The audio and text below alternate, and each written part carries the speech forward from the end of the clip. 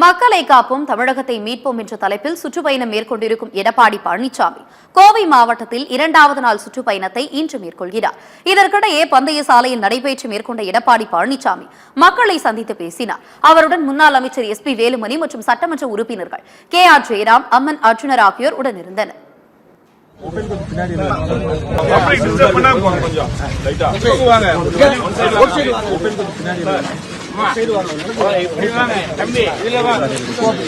வழிகாட்டு மதிப்பு நிலத்தினுடைய வழிகாட்டு மதிப்பு 33% இப்போ ஏற்ற மட்டும் இல்ல, அதுக்கு மேலேயும் சில இடத்துல 10% இன்னைக்கு அந்த நிலத்தினுடைய வழிகாட்டு மதிப்பு கல்வி கட்டணம் ஒரு அளவுக்கு ஒரு லிமிட் பண்ணி கொடுக்கணும்.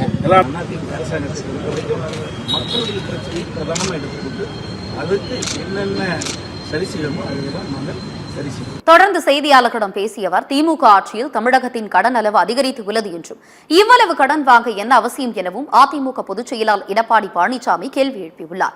வருவாய் அதிகரித்து உள்ளது, ஆனால் புதிய திட்டங்கள் இல்லை என்றும் திமுக ஆட்சியில் அணைகள் தூர்வாரப்படவில்லை என்றும் குற்றம் சாட்டினார். ஒப்பிட்டு பார்க்கின்ற பொழுது 2021-22 2020-21 விட கூடுதல் வருவாய் 2024-25 கிடைச்சது. சுமார் 1,35,000 கோடி வந்திருக்குது. அப்படி வருவாய் அதிகரித்திருக்குது, கடனும் வாங்குறாங்க, புதிய திட்டமும் இல்லை. அதனாலதான் சந்தேகம் ஏற்படுது. அதன் அடிப்படையில் தான் நேற்று அந்த கருத்து தெரிவிச்சு. பல அணைகள் தமிழகத்தில் எந்தெந்த அணையில வண்டல் மண் இன்னைக்கு தேங்கி இருந்ததோ அதையெல்லாம் அள்ளுவதற்குண்டான நடவடிக்கை அதிமுக ஆட்சியில் எடுத்தோம். ஆனால் ஆட்சி மாற்றத்துக்கு பிறகு இதுவரைக்கும் அந்த அணை தூர்வாருவதாக எனக்கு கிடைத்த தகவல்படி இல்லை என்றுதான் பார்க்க